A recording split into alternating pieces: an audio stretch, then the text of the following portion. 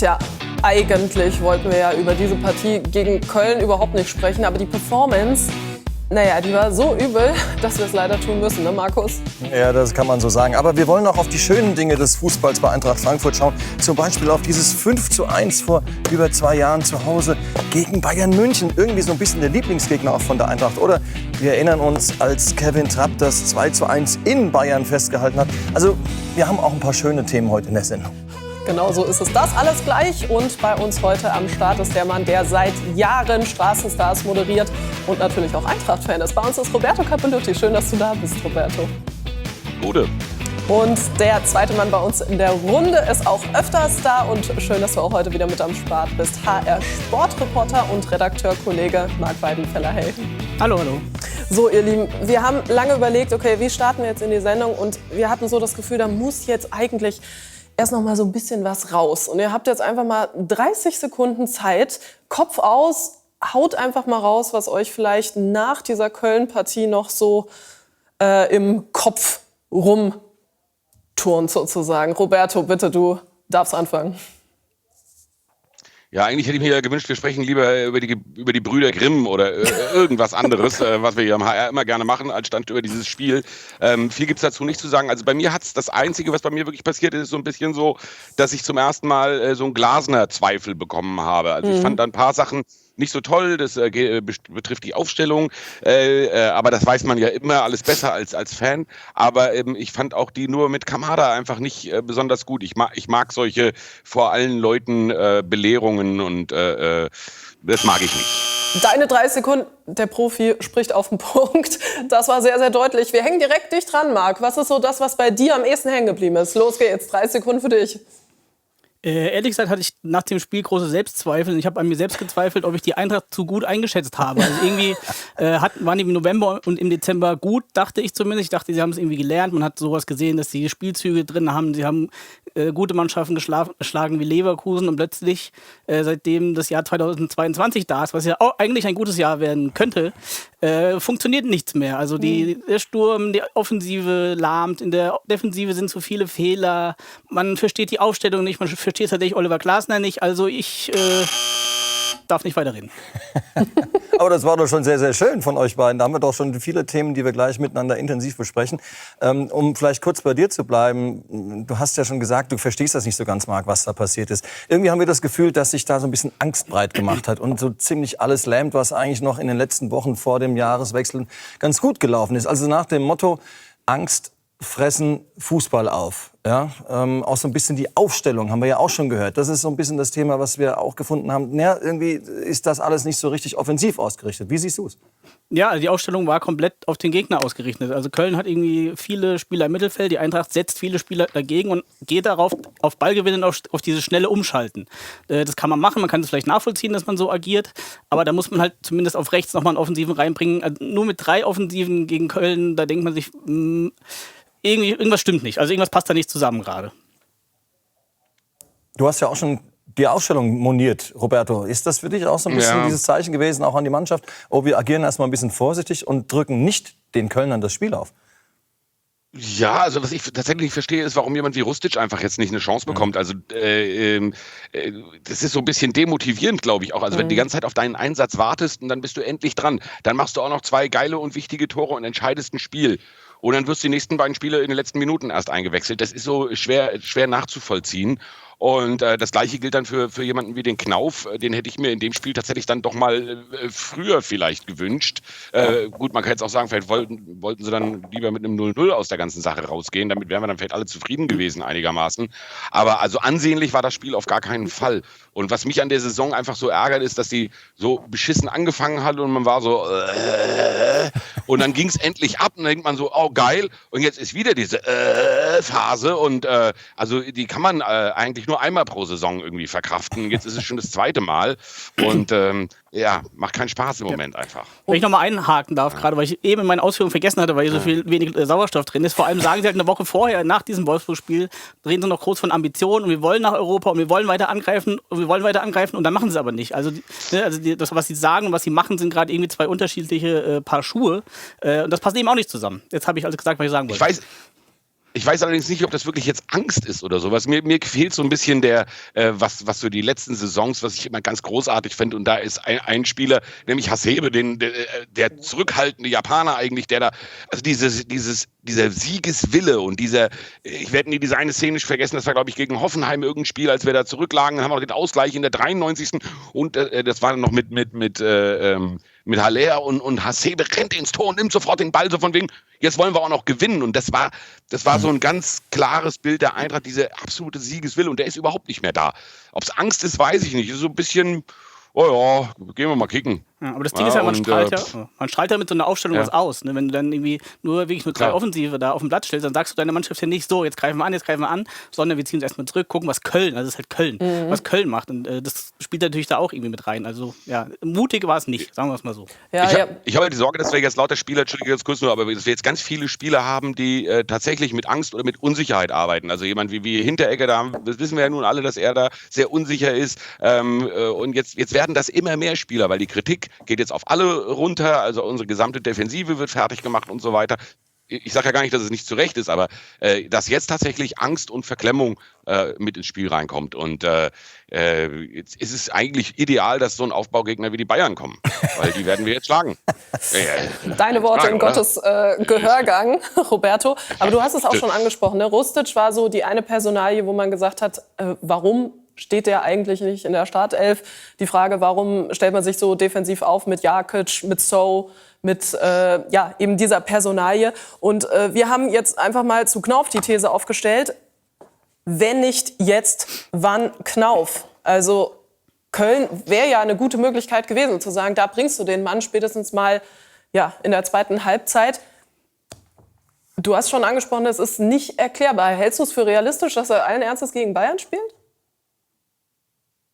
Fragst du mich? Ja. Keine Ahnung. Also ich glaube, es wäre keine schlechte Idee, jetzt einfach zu sagen, komm, jetzt probieren wir es mit einem neuen, also das ist jetzt kein ganz neues Personal, wir versuchen es jetzt einfach mit anderen Leuten. Also warum nicht? Ja, den Jungen haben wir geholt, weil er gut ist und weil er uns helfen soll. Und jetzt setzen wir ihn aber nicht ein, obwohl er fit ist und alles. Das verstehe ich halt nicht. Und, gegen die Bayern kann das jetzt zeigen. Ja, hätte er auch zum Beispiel in dem Spiel jetzt schon in Köln ihn auch einwechseln können. Ne? Auf der rechten Seite war ja Bedarf, das haben wir gesehen. Und er spielt trotzdem die letzten Spiele immer mit Da Costa oder mit Center. Das ist doch eigentlich jetzt genau ein Spiel gewesen, auch wo Knauf wunderbar noch mal vielleicht belebende Elemente reinbringen hätte können, Marc, oder? Ja, definitiv. Vor allem Knauf hat mal Champions League gespielt, ein bisschen her, was immer ist Champions League Viertelfinale. Also der weiß schon, wie man kickt. Der hat jetzt die Saison dann eher nur Drittliga gespielt. Aber was der braucht, ist Spielpraxis. Und die Spielpraxis kriegst du nicht, 3 Phrasen ins Phrasenschwein kriegst du nicht auf der Bank. Also von daher vor allem auf rechts. Du hast gesagt, da spielt mal Centa, da spielt mal Da Costa, da hat mal Barkok gespielt. Da spielen noch 2 andere Spieler. Erik Durm, der gar nicht mehr irgendwie jetzt im Kader ist, Almami Touré, was macht der gerade? Also auf rechts kannst du nicht viel kaputt machen. Also wenn es eine Position gibt, wo du Spieler ausprobieren kannst, dann ist es tatsächlich rechts. Und von daher, also ich würde ihn einfach mal reinschmeißen, ob es jetzt wirklich gegen die Bayern ist, wo du natürlich dann eventuell doch eher in die Defensive gehst, was jetzt, glaube ich, nicht sein ganz großes Steckenpferd, was wahrscheinlich auch sein Problem ist, das werden wir sehen. Aber zum Beispiel bei Fußball 2000, es gab von der Eintracht mal die Kampagne Auf jetzt, wir haben heute gesagt Knauf jetzt. Also von daher, ich bin auch dabei. Und bei Ansgar Knauf nochmal die Frage, der muss ja auch mit Ambitionen hierher gekommen sein, Marc. Also der wird sich ja auch dann irgendwann fragen, ja, was mache ich überhaupt noch hier? Also wenn in so einem Spiel sowieso erst spät gewechselt wird, da können wir gleich auch nochmal drüber sprechen, dass diese Wechsel auch immer sehr, sehr spät kommen, dann kann ich doch wenigstens für 15, 20 Minuten nochmal auflaufen. Der muss doch irgendwann auch an sich selbst zweifeln, oder? Ja, gut, ich meine, der hat einen Vertrag über 1,5 Jahre. Ich weiß jetzt nicht, was sie da ausgemacht haben. Ein bisschen Geduld wird er haben müssen. Trotzdem ist es natürlich dann für so einen jungen Spieler schwer zu verstehen, glaube ich, wenn er halt sieht, dass irgendwie da vor ihm, bei allem Respekt, Chandler und Da Costa und alle, die ich eben nochmal schon aufgezählt habe, spielen. Also den kannst du schon mal irgendwann reinschmeißen und den solltest du vor allem auch irgendwann reinschmeißen. Vor allem auch jetzt das Argument in Köln war ja, dass er körperlich, dass er nicht groß genug ist. Und also der soll ja nicht hinten die Bälle wegköpfen, der soll mit Tempo nach vorne gehen und Flanken schlagen gut, das ist kein Schimmer, aber er soll ja irgendwie ein anderes Element reinbringen, er soll nach vorne was machen, den brauchst du nicht im Strafraum. Von daher habe ich dieses Argument von Glasner nicht verstanden und ich könnte mir vorstellen, dass er das auch nicht richtig verstanden hat. Vor allem auch diese Position, dieser Schienenspieler. Das hat er gespielt in der 3. Liga bei Dortmund 2, aber der kann das schon und der wurde genau dafür geholt. Also setz ihn ein. Also muss man vielleicht auch sagen, Glasner hat eine größere Verantwortung für diese Niederlage als vielleicht in den Spielen davor, weil eben entsprechend auch diese Aufstellung so war, wie sie war, Roberto? Boah, das ist echt schwierig. Also was mich einfach gestört hat, das habe ich vorhin schon gesagt, also ist diese Geschichte mit Kamada, den wieder rauszuwechseln, das finde ich, ja, dieses Phrasenschweinmäßige Höchststraf und so weiter, ihn dann in der, was war das, 92., 93. wieder auszuwechseln und ihn dann da auch im Stadion, im Innenraum, ich habe das gar nicht mehr gesehen, weil wenn so ein Spiel läuft, dann bin ich bei der 9., also direkt mit dem Abpfiff ist der Fernseher aus, ich will dann da gar nichts mehr sehen an O-Tönen. Aber dass er da wohl den Spieler dann noch vor versammelter Mannschaften, vor dem versammelten Stadion da irgendwie noch zusammen scheißt, das finde ich nicht gut. Und da kannst du mich dann nächste Woche nach dem Bayern-Spiel mal fragen, wie viel Schuld Glasner hat. Also das ist einfach, nee, ich finde das einfach so, was Motivation angeht und generell so einen Respekt auch, den du deinen Spielern entgegenbringen musst als Trainer, nicht gut. Sehr spannendes Thema. Werden wir nachher im Laufe der Sendung noch mit einem Mentalcoach und mit jemandem, der sich intensiv mit solchen Szenarien auseinandersetzt, besprechen. Holger Fischer wird gleich bei uns zu Gast sein. Wir wollen auch noch mal kurz aber bei Glasner bleiben, denn der hat ja auch, was das Thema Motivation betrifft, gesagt, ja, in der neuen Runde dann, also im neuen Jahr, da werden wir durchstarten, da werden wir nämlich mehr Zeit haben, um zu trainieren. Und irgendwie hat man das Gefühl, je mehr diese Mannschaft trainiert, umso schlechter wird sie. Sie hat jetzt keine englischen Wochen mehr und kann sich trotzdem nicht fortentwickeln. Marc, wir haben ja eigentlich auch noch im alten Jahr gelernt, dass Glasner so, was er prognostiziert hat, auch gut einhalten konnte. Das scheint jetzt aber nicht einzutreffen. Warum ist das so? Das ist genau dieses Ding, was ich vorhin mit den Selbstzweifeln meinte, dass ich es selbst nicht verstehe. Also er hat ja mal gesagt, Anfang November, als die Eintracht irgendwie noch wirklich im unteren Teil der Tabelle rumgekrebst ist, dass es Ende Januar, wenn diese Länderspielpause, die keine richtige Länderspielpause ist, also wenn das ist, dann wird trainiert und dann wird es eine Entwicklung geben. Jetzt die Entwicklung kam komischerweise, keiner konnte sie erklären im November und Dezember, da haben die wirklich guten Fußball gespielt, so dachte ich.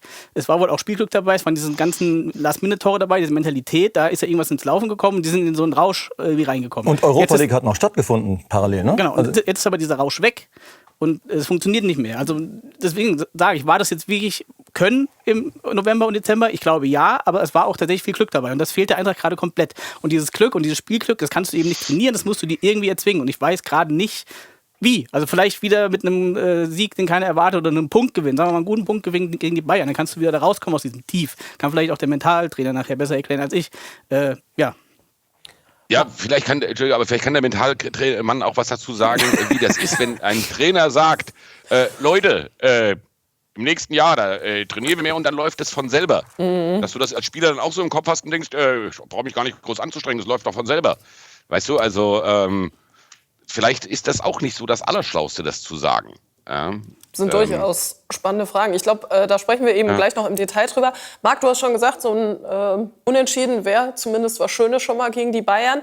Auf jeden Fall ist das ja die nächste Partie und wir erinnern uns ja alle schon noch an sehr, sehr schöne und auch spannende Spiele gegen die Bayern. Und unser Kollege Joscha Bartlitz hatte mal ein paar Highlights aus dem Archiv gekramt. Große Momente gab's reichlich. Gegen die großen Bayern.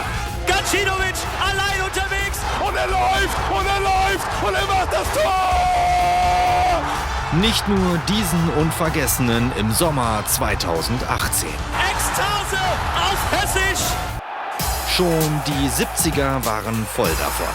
Da jagte die Eintracht mit Bernd Hölzenbein und Co. die Bayern nämlich regelmäßig aus dem Waldstadion, ob im Pokal, im UEFA Cup oder in der Bundesliga. Das Highlight: 5-0 zur Pause im Ligaspiel 1975. Am Ende nach einer direkt verwandelten Ecke von Bernd Nickel sogar 6-0. 1981 lief's dann in München, wie zunehmend öfters mal, umgekehrt. Dreifach-Torschütze Paul Breitner und Co. klatschten die Eintracht 7:2 weg. Alle Tore übrigens diesmal nach der Pause. Ein Tor des Jahrzehnts war auch mal dabei, leider aus Eintracht-Sicht. Klaus Augenthaler traf 1989 gegen Uli Stein im Pokal aus 50 Metern. Schön kann aber auch die Eintracht gegen die Bayern. Christoph Preuß 2007, Fallrückzieher zum 1:0-Sieg, ebenfalls legendär. Und 2019, da schenkten die Frankfurter ihrem Ex-Trainer Niko Kovac gleich 5 Stück ein. Das 5:1 sorgte für dessen Entlassung. Zu guter Letzt. Der letzte Heimsieg gegen die Münchner ist gerade mal 1 Jahr und 1 Tag her. Da hieß es 2:1. Warum sollte es also nicht auch diesmal wieder klappen mit einem dieser großen Momente? Die Stimme ist weg, die Emotionen sind da. Die Bayern gucken dusselig aus der Wäsche. Frankfurt eskaliert. Ja, da sind noch ein paar schöne Erinnerungen. Und vorhin durftet oder musstet ihr euch 30 Sekunden auskotzen. Jetzt drehen wir das Ganze um. Marc, du darfst 30 Sekunden schwelgen über Partien von Eintracht Frankfurt gegen den vermeintlichen Lieblingsgegner Bayern München. Auf. Dann läuft die Zeit. Ja, ich fange an. Das war tatsächlich 2007, der Volkslied von Christoph Reus, daran erinnere ich mich sehr gut. Das war der Anfang meines Studiums. Ich bin aus irgendwelchen Gründen alleine ins Stadion gefahren, saß neben einem älteren Ehepaar. Mit dem Mann habe ich mich angefreundet. Und beim Tor haben wir beide uns umarmt und seine Ehefrau hat er links liegen lassen. Ich hoffe, die beiden haben sich danach wieder versöhnt. Das war die erste Erinnerung. Das zweite war tatsächlich 2010, dieses 2:1, 87. Juwel Zume und dann Martin Fenin. Da war ich gerade zum Studieren in Amerika, bin durch meine Bude gelaufen und meine amerikanischen Mitbewohner haben endgültig gedacht, dass ich sie nicht mehr alle habe. Genau 30 Sekunden. Ja gut, und da haben Sie ja auch völlig recht gehabt, diese 2 Mitbewohner. Das muss man ja auch mal feststellen an dieser Stelle. Ja, und dann Roberto, jetzt hast du Luft holen können. 30 Sekunden auch für dich, Bayern und Eintracht Frankfurt. Was hebt das für Gefühle in dir hervor? Oh, das waren immer früher ganz große Volksfeste, einfach die Bayern zu Hause bei uns in Frankfurt im Waldstadion zu Gast zu haben. Ich glaube, ich habe vorhin mal nachgeguckt, von 70 bis 89 haben die Bayern nicht gewonnen bei uns. Dann haben sie kurz mal gewinnen dürfen und dann war wieder bis 99 kein Gewinn möglich. Das waren immer Spiele, die waren eigentlich fast außerhalb der Liga. Da war alles egal, es ging nur noch um dieses Spiel. Und ich würde mir wünschen, dass wir so eine Stimmung auch wieder hinkriegen. Also die Bayern sind ja wirklich immer mit großer Angst nach Frankfurt gekommen. Aber eine Sache, die mir gar nicht gefällt, das sind die Abstiegsjahre und die Spiele gegen der Bayern. Also ich will jetzt nicht sagen, dass wir dieses Jahr wieder in einem Abstiegsjahr sind, aber jetzt gleich war mein Tennis vorbei. Ärgerlich. Aber wisst ihr noch, das Spiel... Aber die Gedanken würde ich... Ja, Roberto, kurz noch die Gedanken zu Ende Klar. führen. Das ist tatsächlich die 3 Jahre, die wir abgestiegen sind. Da haben wir jedes Mal gut gegen die Bayern gespielt. Haben entweder gewonnen und unentschieden oder zweimal oder. Also es waren immer gar nicht so schlechte Spiele. Und am Ende sind wir dann abgestiegen. Also diese Bayern-Spiele, ja, ich hab da immer ein bisschen so komisches Gefühl bei der Sache. Ja. Das ist der ganz klassische Frankfurter Zweckpessimismus. Da werden immer irgendwelche Korrelationen rausgeholt. Ja. Oh, bei jedem Bayern-Spiel kommt diese Geschichte. Oh, die steigen ab. 2 Niederlagen in der Rückrunde. Oh, die Rückrunde der Schande, jetzt kommt sie wieder. Das ist immer das Gleiche in Frankfurt. Aber, ja, aber wisst ihr noch, 95, glaube ich, war das, ne? Das war noch dieser Papiersieg, wo die Bayern eigentlich, glaube ich, 5:2 gewonnen hatten. Und dann hatte aber unter Trapattoni, glaube ich, der hatte 4 Amateure eingewechselt und dann auf dem oder über den grünen Tisch hat dann die Eintracht noch den Sieg geholt. Das fand ich auch zumindest sehr einprägsam damals. Ich glaube, einer der Amateure war sogar noch Didi Hamann, wenn ich das so richtig im Sinn habe. Ne? Genau. Hätte man ablehnen sollen, den Sieg. Machen wir jetzt nachträglich. Ich könnte haben. Schmutziger Sieg, ja, genau. Ja, aber eins ist ja irgendwie schon jetzt auch klar geworden und das musst du jetzt aber aufstellen, Janine, denn ich glaube, du hast diese These da liegen. Irgendwie, die Eintracht kann die Bayern, ne? Also das hat die Eintracht hat das gut drauf, oder? Ja. Ist das nur so ein Spruch oder hat man wirklich das Gefühl, dass da... Also ich habe nochmal nachgeschaut, nur Dortmund hat öfter gegen Bayern München gewonnen als Eintracht Frankfurt. Also es ist sogar statistisch belegt. Es ist nicht nur so eine amoröse Abwicklung im Hirn da oben als Eintracht-Fan.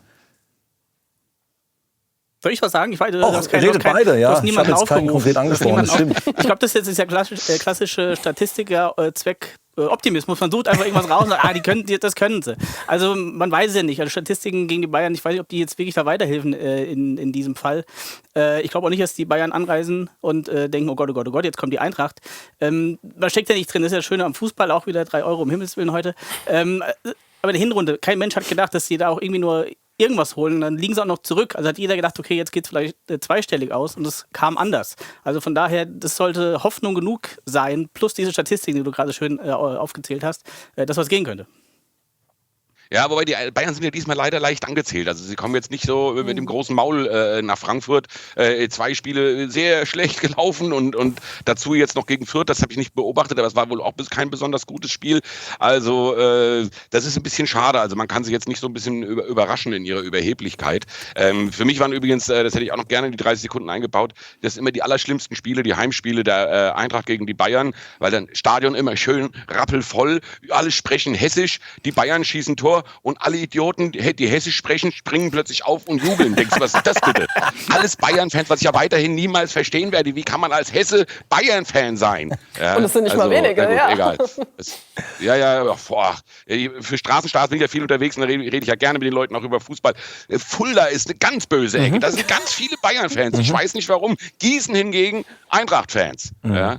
Aber also Fulda, ich verstehe es nicht. Wie um nochmal auf einen Punkt zurückzukommen, den du gerade angesprochen hast, Roberto. Ne? Also die Bayern sind gerade nicht in absoluter Topform. Also du hast in diesem Spiel sogar fast schon ein bisschen was zu verlieren, behaupten wir einfach mal. Würdest du das auch so sehen? Ja, sonst sagt man ja immer, gegen die Bayern hat man nichts zu verlieren. Aber in dieser Form sind sie ja tatsächlich schlagbar. Also man geht schon mit einer gewissen grundoptimistischen Haltung da rein. Ja, das ist vielleicht genau der Fehler. Das sollte man vielleicht auf gar keinen Fall machen, mit so einer optimistischen Haltung da reinzugehen. Jetzt ist die Eintracht auch angezählt. Also es sind jetzt im Prinzip 2 angezählte Mannschaften auf diversen Niveaus natürlich. Also ich wäre gern so auf dem Niveau wie die Bayern, aber angezählt.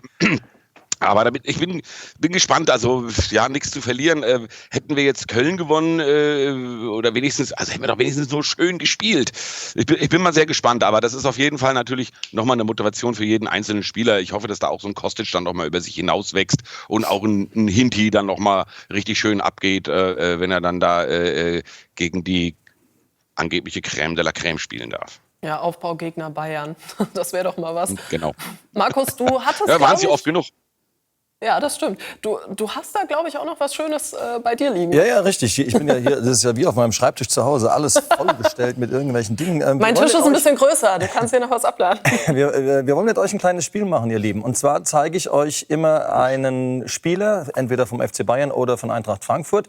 Das Gesicht ist verpixelt. Ihr müsst sagen, wer dieser Spieler ist und ob ihr damit vielleicht auch irgendetwas verbindet, was die Partien zwischen Eintracht Frankfurt und Bayern München betrifft. Wir fangen an und ihr redet einfach rein. Wer ist das?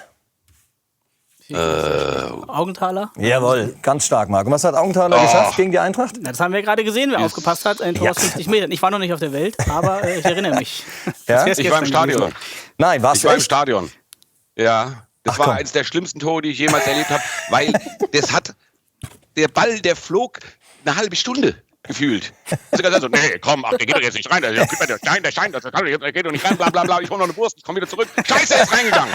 Das war furchtbar. Furchtbar. Okay, dann machen wir weiter mit dem nächsten Bayern-Spieler. Who's that? Oh, wow. Giovanni Elber? Jawohl. Wow.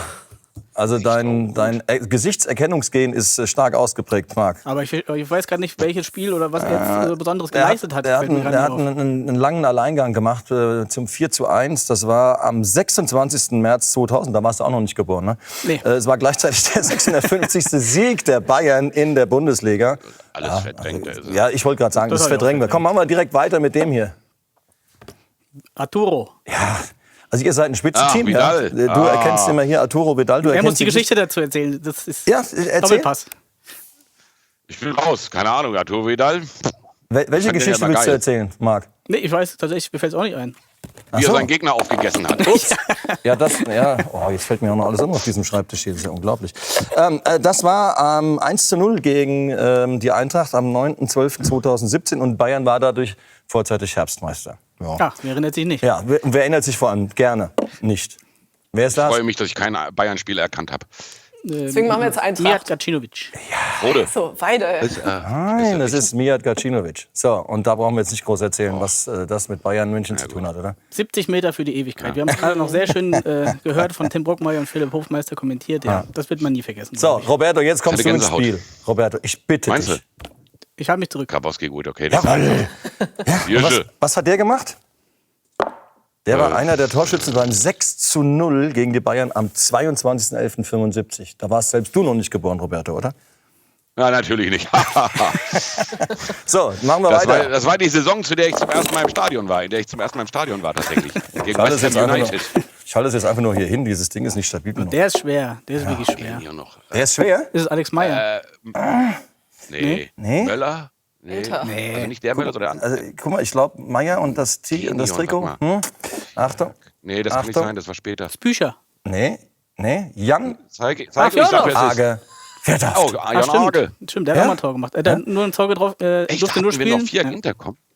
Oh. Ja, so, und wann war was? Wann war das? Also wann es war, weiß ich nicht, aber er hat auf jeden Fall das Tor gemacht, hat er danach selbst gesagt, weil der Busfahrer nicht konnte. Deswegen durfte er spielen und hat zum 2:1 Stimmt. hat zum 2:1 getroffen. Ja, das war der letzte Auswärtssieg vor dem, den wir hier noch hängen haben, ne? Als Trapp die Bayern zur Verzweiflung gebracht hat. 18. November 2000 war das.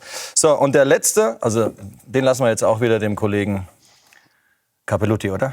Allerdings, natürlich, hier unser Linke, wie heißt er? Das ist Bayern-Spieler, Der steht ne? auf der Leitung, Leute. Bayern-Spieler, Der ist Bayern-Spieler. selbstverständlich. Bitte? Ja. Ja? Ein Bayern-Spieler. Kanada-Spieler. Ja, jetzt, Mensch, helf mir. Auch wenn es. Breitner, dankeschön. Ach so. Ja? Ja, erkannt habe ich ihn, jetzt den Namen. Also war weg. So, Aber und ich der bin- war dreifacher Torschütze beim 7:2 der Bayern gegen die Eintracht 1981. Das ist deshalb so bemerkenswert, weil es zur Halbzeit noch wie stand? 0:0 Ja, wahrscheinlich. genau. Wenn man so fragt, kriegt man die Antwort. Ja? Also das nochmal so ein paar Reminiszenzen an vergangene Zeiten. Und ja, Ich dachte, dass Tanne Tarnath irgendwann kommt. Ehrlich gesagt, der Torwart. das stimmt. Das hätte man eigentlich auch noch. Es gibt so viele schöne Geschichten. Geschichten über die Eintracht in und gegen die Bayern. Jetzt nochmal so ein wirklich seriöser Blick nach vorne. Wir haben es ja eben schon gerade gehört. Du hast auch schon 2 entscheidende Namen genannt, Roberto. Das war ja taktisch in dem Spiel bei Bayern München schon auch ein Husarenritt. Und zwar ein positiver vom Oliver Glasner, als er dann eben mit Ilsanker hinten in der Innenverteidigung gespielt hat und dann Kostic sehr weit vorne platziert hat. Marc, würdest du vermuten, dass da auch wieder so irgendwas aus der Trickkiste kommt von ihm? Jetzt bei der Aufstellung gegen die Bayern, meinst du? Trickkiste muss es gar nicht sein. Also ich glaube auch, dass die Eintracht hat nichts zu verlieren. Ich glaube, ergebnistechnisch kann man das fast so ein bisschen unter den Tisch kehren. Die müssen halt irgendwie mal wieder ein bisschen was zeigen. Also auch Glasner muss wieder ein bisschen mehr Mut zeigen. Die Mannschaft an sich muss irgendwie wieder ein bisschen mehr Mut zeigen und einfach. Naja, es sind immerhin 10.000 Fans im Stadion, es ist jetzt kein internationales Top-Publikum, aber vielleicht, dass da so ein bisschen wieder der Funke überspringt, dass man zumindest die Hoffnung hat, dass ich meine Selbstzweifel verliere, dass diese Mannschaft doch was kann. Was ich nach wie vor, also tief in mir glaube ich das. Und wenn die Mannschaft das schafft und der Trainer, also dieser Verbund, ein bisschen mehr Mut auf den Platz zu bringen, dann würde mir das schon reichen. Und ich glaube, es würde auch der Eintracht reichen. Die müssen da nicht gewinnen, auch nicht unbedingt einen Punkt holen. Die sind im Niemandsland gerade. Von daher zeigt eine gute Leistung, eine mutige Leistung, eine couragierte Leistung, dann wäre ich schon zufrieden. So, Marc, da können wir dir helfen, wenn du Ja, schon du bist von... einfach zufriedenzustellen. Ja, einfacher Finde ich, Charakter. ja, weil also ich muss ja ganz ehrlich sagen, das Bayern-Spiel, das ist mir echt fast wurscht. Gegen wen spielen wir danach? Hertha, das ist das, Das finde ich jetzt das interessanter. Spiel. Ja, Hertha. Ja, genau, gegen die Hertha. Das wird eher interessant, das Spiel. Hertha, weißt du? Bochum, Da- Leipzig, dann- Fürth.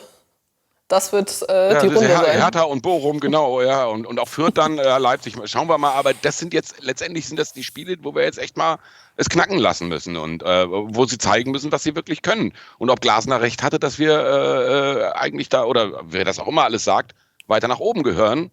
Oder ob wir halt im Niemandsland versauern oder vielleicht sogar weiter runter gucken müssen. Also ich meine, da nach unten ist auch, finde ich noch, zu letzter Zeit gucken wir ja wieder runter, leider. Da ist auch ganz schön viel Bewegung noch möglich. Also Roberto, im Grunde genau wie du sagst, Ja. da geht es schon irgendwie viel um Mentalität. Und damit sind wir eigentlich schon in der Mentalitätsdiskussion. Und wir wollen an der Stelle mal einen Mann mit in diese Runde holen, der ja wirklich sich tagtäglich mit diesem Thema beschäftigt. Und zwar ist das Holger Fischer. Er ist nämlich seit Jahren nicht nur Karrierecoach, Mentalcoach. Er coacht seit Jahren Profisportler. Unter anderem hat er Angelique Kerber, aber auch Andrea Petkovic schon gecoacht, verschiedene Profifußballspieler und jetzt bei uns in der Runde. Und Holger, du hast gerade ein neues Buch geschrieben, das heißt nämlich Karrierekiller und wie man sie effektiv vermeidet. Und ich glaube, das ist auch eine gute Literatur im Moment für die Eintracht-Profis, um es mal ein bisschen suffisant zu formulieren. Was würdest du sagen? Wofür muss die Eintracht jetzt mental sorgen, damit es, um mal in deinem Jargon zu bleiben, jetzt keine Killer-Saison für die Eintracht wird? Also erstmal wunderschönen guten Abend. Ihr diskutiert ja richtig heiß über dieses Thema. Am Ende des Tages geht es erstmal darum, dass es überhaupt mal dem Namen gerecht wird, dass es eine Eintracht wird oder eine Eintracht ist und die Eintracht letztendlich auch verkörpert. Und das Gefühl hat man, glaube ich, im Moment nicht ganz, dass da eine Mannschaft auf dem Platz steht. Und wie ist das deiner Meinung nach effektiv schnell einzuimpfen, weil man will ja aus so einer Krise, in der, ich glaube, Roberto hat es ganz am Anfang schon mal angesprochen, da ist jetzt ein Trainer, der steht eigentlich genau da, wo er schon mal im Herbst gestanden hat. Also auch aus Trainersicht hat man ja diesen Wiederholungsmoment, wo man denkt, shit, da war ich schon mal, wie komme ich möglichst schnell raus? Was sind da, ich sag mal, die richtigen Griffe, die man jetzt tätigen muss? Also das ist natürlich schwer aus der Ferne, das natürlich zu analysieren. Ne? Aber grundsätzlich geht es darum, dass es die Hierarchie in der Mannschaft, dass die funktioniert und die Führungsspieler am Ende des Tages es fest auch in die Hand nehmen, weil der Trainer von außen, der kann es nicht richten. Und die Spieler wissen irgendwann auch, was der Trainer kann, was er sagt, wie er sagt. Und im Endeffekt muss es die Mannschaft selber richten. Okay, Roberto? Du wolltest gerade was sagen? Nee, alles gut. Nein, okay. Ich sollte ein bisschen Licht anmachen bei mir. Jetzt sehen wir dich auch besser. Ist fast genauso hell wie bei Holger jetzt. Aber du hast es schon angesprochen, Holger. Also da muss auch jeder einzelne Spieler sozusagen bei sich eine Entwicklung wahrnehmen. Wir wollen da gleich noch ein bisschen detaillierter von dir was hören. Fakt ist natürlich, es gibt einige Spieler bei der Eintracht, die im Moment wirklich in einer schwierigen Lage sind. Ist das Kamada, ist das Hinteregger? Und es gibt einige, die dann trotzdem aber vielleicht auch nur mitschwimmen. Doch das Problem Mentalität ist nicht nur ein Problem bei der Eintracht, sondern natürlich auch bei anderen Fußballprofis. Und unser Kollege Christian Adolf, der hat sich mit dem Thema genau beschäftigt. Enttäuschung und Frust gehören zum Profisport dazu. Gewinnen ist auch Kopfsache. Selbst Superstars wie Robert Lewandowski haben mentale Tiefs. So gibt Lewandowski in einem Interview zu, es hatte auch Tage, an denen es nicht gut lief. An schwierigen Tagen sagte ich mir, dass es nicht nur an meinen Beinen lag, sondern an meinem Kopf. Ich habe da an mir gearbeitet. Eintrachts Kultspieler Martin Hinteregger will zeigen, dass es auch Profifußballern nicht immer gut geht. Er schreibt in seinem Buch, während seiner Profikarriere sogar an Depressionen gelitten zu haben. Er habe das Buch auch als eine Art Selbsttherapie geschrieben. Schildert zuletzt auch bei Instagram den Fans sein Innenleben, als die Leistung auf dem Platz nicht stimmt. Und die eigenen Fehler dem Team die Punkte kosten. Ein offener Umgang mit einem sensiblen Thema. Die Leistungsschwankungen sind von außen immer sehr schwer nachzuvollziehen. Frankfurts Mittelfeldstratege Daichi Kamada zum Beispiel, der mal Weltklasse spielt und dann, wie zuletzt, gegen Köln komplett neben sich steht. Der Dauerdruck, immer die Topleistung bringen zu müssen, kann an einem Profisportler nagen. Nur zu oft lassen die Fans dann ihren Frust am Sportler aus, wenn es nicht läuft. Stürmer Sam Lammers hat das leidvoll erfahren. Nach schwachen Auftritten muss er sich im Netz einem Shitstorm erwehren und wird ziemlich übel beschimpft. Eine Unart, die dem Profisportler mental erst recht nicht weiterhilft. Das ist mit Sicherheit richtig. Holger, wir hatten es eben im Beitrag schon ein bisschen, dass gerade eben hier in Frankfurt die Personalie Kamada schwer diskutiert wird. Der ist jetzt beim Köln-Spiel erst eingewechselt worden und dann aufgrund seiner ja tatsächlich durchaus schlechten Performance wieder ausgewechselt worden. Jetzt weiß man, das ist ein eher sensitiver Typ. Würdest du sagen, Höchststrafe ist höchst falsch, also die Höchststrafe, einen Spieler auszuwechseln? Inwiefern trifft das so jemanden vielleicht besonders? Ist das wirklich produktiv oder eher kontraproduktiv? Also ich kenne natürlich den Spieler Kamada nicht selbst persönlich, aber meines Wissens hat ja letztes Jahr ist auch ein Leroy Sané bei Bayern eingewechselt worden und dann wieder ausgewechselt worden. Und das ist ja schon mal was vorkommt. Und es kommt halt darauf an, erstens, wie reagiert der Trainer anschließend mit dem jungen Mann? Zweitens, was viel wichtiger ist, wie reagieren die Kollegen und das Umfeld drin? Es gibt dann viele, die dann auch noch drauf fahren oder dann, das ist entscheidend, weil ja letztendlich, dass das mal passiert, das kann man unter Thema Erfahrung abhaken. Okay. Ja, Holger, ganz kurz, ich finde ja, das völlig in Ordnung, einen Spieler auszuwechseln, wenn er wirklich schlecht spielt, weil du die Hoffnung hast, du wechselst jetzt jemand anders ein, der einfach besser spielt und es vielleicht voranbringt. In dem Fall war es aber so, dass er wirklich in der vorletzten Minute ausgewechselt wurde. Da war klar, da wird jetzt auch keiner mehr kommen, der das ganze Spiel noch umreißt. Also es war wirklich eine einzige Bestrafung vor der gesamten Mannschaft, Dann gibt es ja noch diese Phrase mit der Höchststrafe sowieso und vor dem gesamten Stadion und allen Fernsehzuschauern. Danach wurde er noch auf dem Platz vom Trainer in den Senkel wohl gestellt. Und, also es gibt dazu auch vielleicht ganz kurz noch als Hinweis, die Bilder, die Roberto da anspricht, die gibt es übrigens bei uns auch auf hessenschau.de. Also es ist sehr deutlich zu sehen, dass der Trainer Glasner da nochmal sehr auf Kamada eingeht, ihn offenbar ziemlich deutlich anmotzt und das eben nach Spielende, aber für jeden sichtbar. Also grundsätzlich ist es natürlich alles andere als förderlich. Nicht? Und letztendlich, wenn wir es jetzt böse formulieren, kann man sagen, deshalb ist ja der Trainer jetzt bei Eintracht und nicht bei Bayern. Nicht? Also von daher, das ist eine Geschichte, die macht, vor allem wenn man weiß, dass der Mann sehr sensibel ist, sollte man das zumindest nicht in der Öffentlichkeit machen. Also da tut man sich keinen Gefallen mit dem Spieler, als auch dem Trainer nicht. Ne? Weide, was hast du denn gedacht? Obwohl, die Bayern hatten auch mal einen Trainer, der sowas gemacht hat. Ne? Also die Bayern hatten ja auch mal mit Herrn Fier und Trapattoni und so weiter schon einen Trainer, der gemacht hat. Stunze. Ne? Also von daher. Ja. Weide, was hast du gedacht, als du diese Szene gesehen hast tatsächlich? Das würde mich noch mal interessieren. Ja, also ich glaube, das ist tatsächlich fast schon ein No-Go. Also man kennt ja die Spieler, die immer irgendwie so nach Spielende über den Platz laufen, damit keiner sieht, was sie sagen. Und dann, also Glasner weiß, dass da Kameras stehen. Und natürlich gehören zum Fußball, das wissen wir alle, Emotionen dazu. Dann macht man vielleicht Sachen, die man im Nachhinein bereut. Aber also wenn das jetzt wirklich irgendwie er ist da hingegangen und wollte das machen und das macht man nicht. Also wenn es alle sehen, dann nimmt man einen Spieler, den man vorher schon wirklich bestraft hat mit dieser Auswechslung, nicht nochmal sich so vor und vor allen Leuten, dass sie das sehen, dass er mit ihm unzufrieden ist. Das macht man, wie man sonst auch immer sagt, wie im stillen Kämmerlein, da kann man alles kritisieren, was man will. Aber das für alle Offensichtliche fand ich nicht gut. Und ich glaube im Nachhinein, dass er es auch nicht gut fand, Glasner. Also vor allen Dingen, wenn der Trainer dann einen Tag später kommt und sagt, hey, sorry, ich war einfach sauer, ich war pisst, alles gut. Ne? Aber ihr habt ja vorher auch alles aus selber gesagt. Das ist natürlich, damit werfe ich natürlich einen Spieler den Wölfen zum Fraß vor. Ich lese es dann in sozialen Netzwerken und. Also das ist kein guter Zug und kann natürlich auch nachhaltig Folgen auch in dem jungen Mann hervorrufen.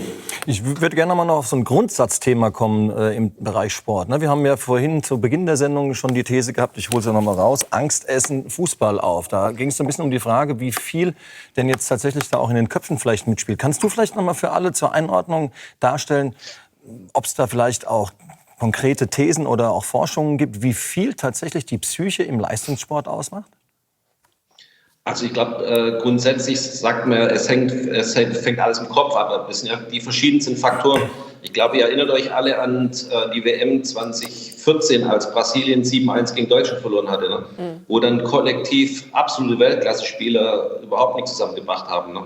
Und da gibt es, man spricht dann auch so von Kollektivängsten, Kollektivenergien, wo dann die Mannschaft in die eine Richtung tragen kann, aber natürlich auch in die andere Richtung tragen kann. Ne? Also das sind schon Phänomene, die durchaus vorkommen und die jetzt in Amerika zum Beispiel in Unternehmen auch schon erforscht sind. Mhm. Und gibt es da nochmal einen signifikanten Unterschied zwischen Einzelsportlern? Wir haben ja davon gesprochen, dass du Petkovic, Kerber als Tennisprofis betreut hast, aber auch mit Sportlern aus Mannschafts- und Teamsportarten zusammenarbeitest. Gibt es da auch nochmal Unterschiede, wie man dann auch eben in so eine Partie beziehungsweise in irgendein Ereignis hineingeht, weil man ja irgendwie als Einzelsportler vielleicht eine größere Verantwortung hat, aber nur für sich. In einem Mannschaftssportart helfen einem die anderen vielleicht. Wie kann man das einordnen? Also es sind schon unterschiedliche Menschentypen, die im Einzelsportarten betreiben und Mannschaftssportarten betreiben. Ne? Der Individualsportler hat natürlich die Möglichkeit, viel schneller auf bestimmte Themen oder Dinge zu reagieren, weil er ja alleine ist. Während gegen der Fußballer, der hat noch 10 andere Wahnsinnige um sich rum, wo entsprechend auch auf ihn einwirken und auf das, was da passiert. Also von daher gibt es da schon gravierende Unterschiede. Ich hätte auch noch eine Frage. Im Umgang mit den Sportlern. Ich habe auch noch eine Frage zu der Angst, wenn ich darf. Ja. Es gab ja bei Hinteregger jetzt vor dem Spiel in Köln Stimmen, die sagten, man muss ihn vor sich selbst schützen und mal auf die Bank setzen. Ich habe gesagt, er muss sich irgendwie mit einer Leistung quasi selbst aus diesem Tief rausholen. Also man muss den spielen lassen. Was ist denn richtig? Also macht es Sinn, Spieler, die angeschlagen sind, auf die Bank zu setzen oder vergraben sie sich dann komplett irgendwie in sich selbst und kommen da gar nicht mehr raus? Also das ist mentalitätsbedingt, aber jetzt von außen betrachtet würde ich einen Spieler Hinteregger auf keinen Fall auf die Bank setzen, weil das ist einer, der muss sich durchbeißen, der hat sich schon immer durchgebissen und ich würde ihm halt immer wieder Szenen vorspielen, wo er überragend gespielt hat, wo er bestimmt Zweikämpfe gewonnen hat, wo er letztendlich präsent war auch für die Mannschaft und wenn ich dem das vorspiele, dann geht er natürlich mit einer anderen Einstellung, einem anderen Mindset rein, als wenn ich jetzt den draußen lasse. Also ich glaube nicht, dass es bei dem Spieler Sinn macht, den draußen zu lassen. Jetzt ist er ja aber nicht der Einzige, der sozusagen diese Phasen durchlebt hatte. Mich würde an der Stelle noch mal interessieren, Holger, du hast ihm gesagt, Hinteregger jemand eher spielen lassen. Was würdest du einem Kamada jetzt raten? Ich weiß, es ist schwierig, das von außen zu beurteilen, aber das ist ja ein anderer Typ. Und das Ziel muss ja irgendwo sein, den auch wieder in die richtige Spur zu bekommen. Also grundsätzlich, ihr kennt ja das Beispiel im Skispringen, wenn man auf die Fresse fliegt, muss man gleich wieder hoch und wieder springen, sofern man dann noch dazu in der Lage ist.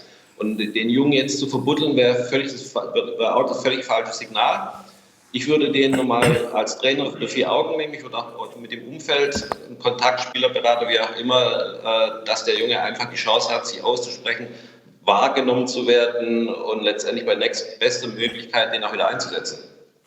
Um noch mal ein bisschen. Ja, zumal wir wirklich, Entschuldige, ganz kurz, ich meine, bei solchen Sachen muss man ja auch noch berücksichtigen, wir sind ein internationaler Verein mit internationalen Spielern. Kamada ist, der kommt aus Japan.